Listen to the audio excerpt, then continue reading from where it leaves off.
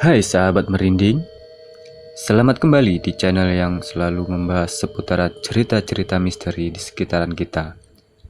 Yang pastinya, cerita-cerita dari kami diambil dari kisah nyata yang pernah dialami oleh narasumber tertentu yang kini menjadi saksi pada peristiwa itu, hingga dijadikan sebuah cerita yang real dan nyata.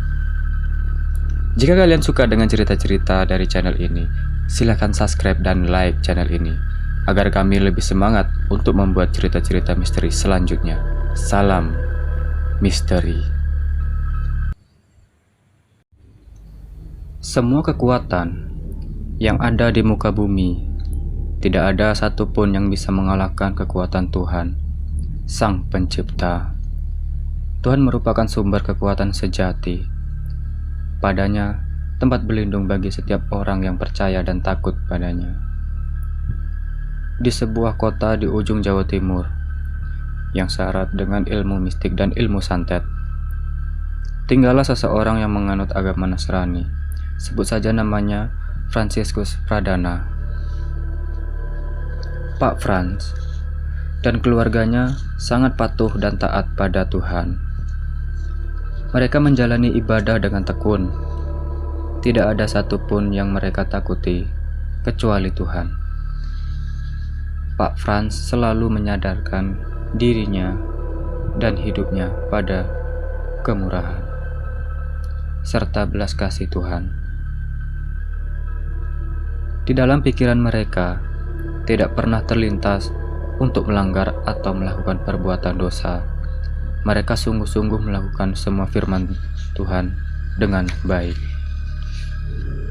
Pak Frans dan keluarganya tidak pernah melupakan Tuhan, sekalipun sibuk bekerja atau rutinitas kehidupan sehari-hari.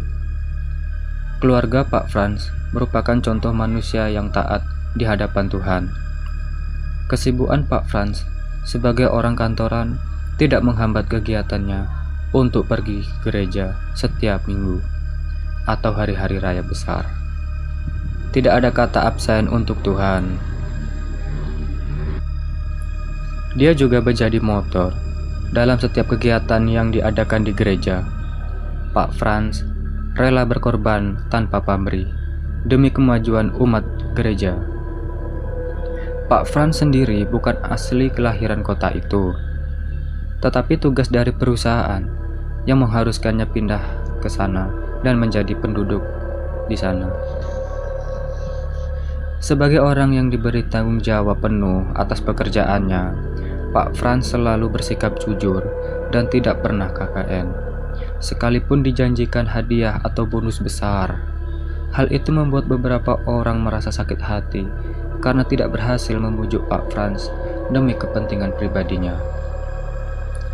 Orang-orang ini akhirnya meminta bantuan dukun santet untuk menyingkirkan Pak Frans sebagai balasan sakit hati mereka. Dengan senang hati, sang dukun memenuhi permintaan mereka. Terlebih dia dibayar dengan harga tinggi. Dengan ilmu hitam yang dimilikinya, mulailah sang dukun melafalkan mantra-mantra gaibnya untuk mengerjai Pak Frans. Dia sangat yakin kalau Pak Frans pasti akan mati mendadak. Keesokan harinya, sang dukun melihat kalau Pak Frans sehat-sehat saja. Tidak tampak gejala sakit apalagi sampai mati.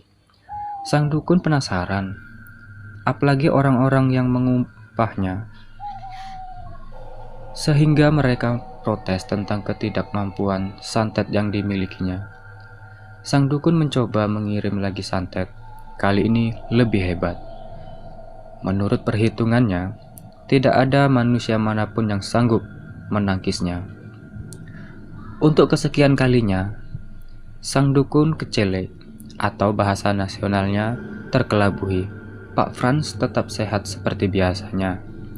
Rasa penasaran bercampur heran semakin bertumpuk di dada sang dukun. Mungkinkah Pak Frans adalah orang sakti yang memiliki ilmu lebih tinggi dari dirinya?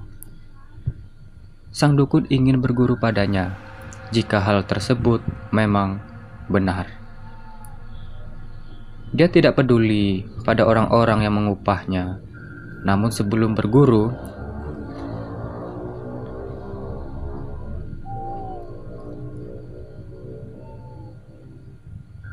sang dukun mencoba sekali lagi untuk menyantet Pak Frans. Kali ini dari jarak dekat, yaitu dari depan rumahnya. Jika kali ini gagal juga, sang dukun sudah membulatkan niat untuk menimba ilmu dari calon korbannya tersebut. Akan tetapi, kalau berhasil, apa boleh buat, memang itulah tujuannya. Rumah Pak Frans merupakan bangunan baru yang terletak agak jauh dari rumah-rumah tetangganya. Selain sepi, di depannya terdapat jalan raya dengan kumpulan pepohonan bambu yang sangat lebat. Keluarga Pak Frans menyukai suasananya. Mereka semua tinggal di dalam keadaan tentram dan damai. Setiap waktu tertentu terdengar nyanyian pujian untuk Tuhan. Saat itulah keluarga Pak Frans sedang berkumpul dan berdoa. Sore itu, Pak Frans baru saja pulang dari kantornya. Mobilnya berlahan masuk ke halaman rumah. Sang istri menyambut kedatangan Pak Frans bersama anak-anaknya. Terlihat jelas keharmonisan rumah tangga mereka. Dari depan rumah Pak Frans, sang dukun menyaksikan semua dengan jelas. Malam itu malam Jumat, saat yang tepat untuk melakukan niatnya mengirim santet langsung kepada Pak Frans. Kali ini, sang dukun yakin pasti akan berhasil.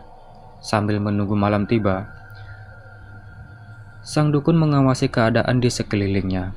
Sang dukun khawatir kalau ada orang yang melihatnya, pasti akan curiga terhadapnya. Merasa suasana aman, sang dukun menyiapkan segala sesuatu untuk melakukan aksinya. Menjelang malam, sang dukun siap mengirim santetnya. Namun, betapa terkejutnya sang dukun. Begitu santet dilepaskan, muncul 4 sosok tubuh mengenakan jubah putih bersinar dengan sayap seperti burung berukuran besar di punggungnya. 2 orang ada di depan rumah Pak Frans. Yang satu memegang pedang dan yang satu lagi memegang tombak. 2 lainnya sedang terbang melayang di atas atap rumah Pak Frans. Sang dukun melihat itu dengan takjub. Santet yang dikirimnya dengan mudah disingkirkan oleh sosok yang sedang melayang-layang di atas atap rumah Pak Frans. Rasa takjub dan tidak percaya menyerap hatinya. Rupanya inilah yang selalu menggagalkan santetnya. Sang dukun mencoba sekali lagi untuk mengirim santetnya. Kali ini lewat pintu depan. Namun, kali ini juga gagal. Santet itu lagi-lagi dipukul oleh 2 sosok yang berjaga di depan rumah Pak Frans. Saat itu juga, selarik sinar putih yang berasal dari pedang salah satu penjaga tersebut melesat ke arah sang dukun. Sinar itu langsung mengenai kaki sang dukun.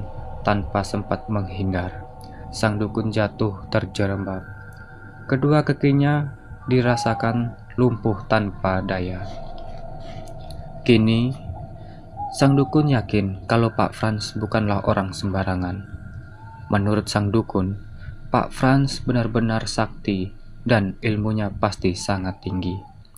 Kalau tidak, bagaimana mungkin Pak Frans memiliki penjaga-penjaga yang begitu hebat? Sang dukun sudah membulatkan tekad untuk berguru kepada Pak Frans.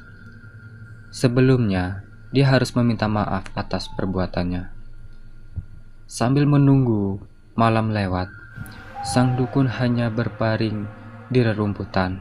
Dia tidak berani melakukan apapun untuk mencelakai Pak Frans. Dia sudah kalah dan pasrah.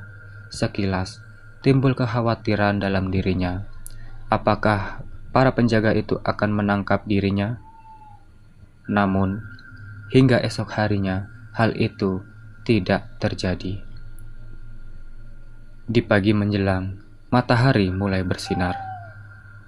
Sang dukun melihat ke arah rumah Pak Frans. Keempat sosok yang tadi malam dilihatnya sudah tidak tampak. Keberaniannya mulai muncul. Dengan menggunakan kedua tangannya yang masih dapat digerakkan, Dia menyeret tubuhnya dengan susah payah hingga ke arah depan rumah Pak Frans. Diketuknya pintu rumah Pak Frans dengan keras. Tidak lama itu, terbukalah pintu dan Pak Frans berdiri di sana. Memandang heran kepada tamu yang tidak dikenalnya itu. Ketika sang dukun memeluk kedua kaki Pak Frans sambil menangis, memohon ampun atas kesalahannya, serta memintanya untuk menyembuhkan kedua kakinya yang lumpuh. Pak Frans semakin bertambah heran dan bingung. Dia tidak mengenal tamu ini. Akan tetapi, kenapa tamu itu meminta disembuhkan?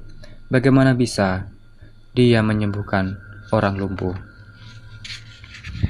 Namun, hatinya yang penuh belas kasih menggerakkan dirinya untuk membantu.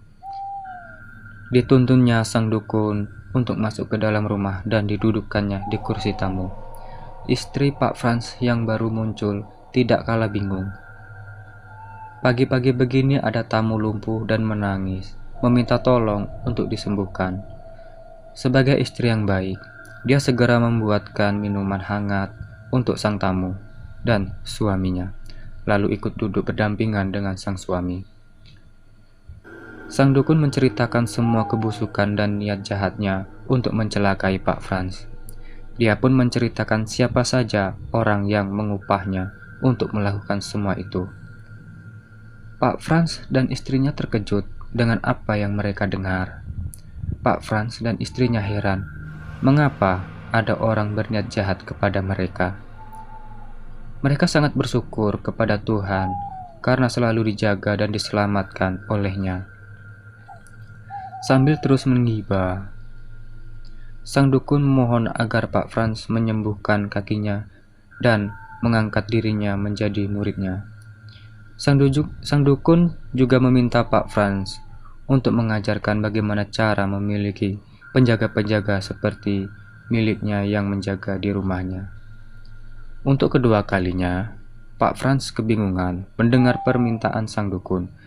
Rasanya sangat aneh dan susah untuk dipikirkan oleh nalar. Dengan tanggap, dia pamit pada sang tamu dan mengajak istrinya masuk ke dalam. Mereka membiarkan sang dukun sendiri di ruang tamu. Pak Frans yakin bahwa sesuatu yang terjadi di dunia ini ada dalam kuasa Tuhan. Dan apa yang terjadi saat ini juga atas kehendak Tuhan. Pak Frans tidak mau dikuasai kebingungan. Dia pun segera mengajak istrinya untuk bersama-sama berdoa, memohon petunjuk Tuhan. Apa yang harus dilakukan dalam menghadapi situasi yang mendadak saat itu. Cukup lama sang dukun menunggu di ruang tamu. Sebelum akhirnya Pak Frans dan istrinya menemuinya. Sebelum Pak Frans berbicara, sang dukun kembali berengek. Bahkan, setengah mendesak untuk segera disembuhkan dan menurunkan ilmunya. Dengan penuh kesabaran, Pak Frans menjelaskan semua duduk perkara kejadian itu. Intinya, untuk bisa sembuh dari kelumpuhan dan keinginan menjadi muridnya, sang dukun harus melepaskan semua ilmu santet yang dimilikinya. Sang dukun terkejut dan berusaha menawar. Dengan bijaksana dan tegas, Pak Frans menolak. Akhirnya dengan berat hati, sang dukun menyanggupi untuk melepaskan ilmunya. Melihat sang dukun yang sudah pasrah, mereka mulai berdoa sambil mengulurkan tangannya di atas kepala sang dukun. Tidak lama terjadilah keanehan.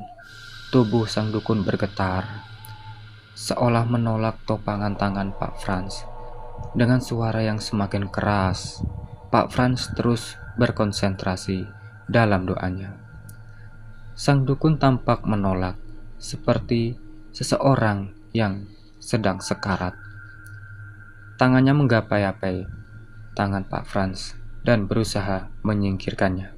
Namun, Pak Frans berusaha semaksimal mungkin untuk tetap menopangkan telapak tangannya di atas kepala sang dukun. Istri Pak Frans juga semakin berkukuh dalam doa demi membantu suaminya. Suasana semakin tegang. Seketika terlihat asap hitam yang mengepul dari kepala sang dukun. Terlihat jelas kalau dia sangat tersiksa. Dengan diiringi teriakan keras, sang dukun akhirnya jatuh pingsan. Pak Frans lega dan bersyukur kepada Tuhan yang telah menolongnya melawan kuasa kegelapan ilmu santet milik sang dukun. Kini, sang dukun tidak lagi mempunyai ilmu santet itu. Sejak saat itu, sang mantan dukun mulai mempelajari ilmu dari Pak Frans, yakni ilmu agama. Pelan tapi pasti, akhirnya sang mantan dukun menjadi pengikut Tuhan. Bahkan Pak Frans memberikan pekerjaan yang cukup layak di kantornya. Di waktu senggang, sang mantan dukun yang juga menjadi guru pembimbing agama yang pernah dipelajari hingga dikuasai yang penuh dedikasi. Pak Frans bersyukur telah menyelamatkan domba yang tersesat. Banyak jiwa-jiwa yang diselamatkan melalui kesaksiannya. Tanpa malu-malu, dia menceritakan semua masa lalunya yang kelam dengan gamblang dan rasa syukurnya karena telah diselamatkan. Kini sang mantan dukun dikenal dengan nama Baptis Yohanes. Dia benar-benar menjadi manusia baru. Kisah ini ditulis berdasarkan kesaksiannya. Bahkan, Pak Yohanes menambahkan kalau dia percaya dirinya juga dijaga oleh malaikat semenjak dia mengenal Tuhan sebagai juru selamatnya. Sampai sekarang, Pak Yohanes dan keluarga tetap setia pada Tuhan. Sungguh besar kasih-Nya, menjadikan yang jahat menjadi baik, bahkan sangat baik. Baik sahabat merinding, dalam cerita ini bisa kita ambil kesimpulan, tidak ada guna kita menganut ilmu hitam untuk berbuat jahat antar sesama, karena Tuhan Sang Pencipta yang memiliki kuasa atas ciptaannya. Ia akan melindungi ciptaannya dari ilmu jahat yang akan merenggut nyawa hamba-hambanya. Tetap berdoa menurut ajaran dan kepercayaan kita. Semoga selalu terhindar dan dijauhkan dari mara bahaya yang disebabkan oleh perbuatan jahat. Selesai.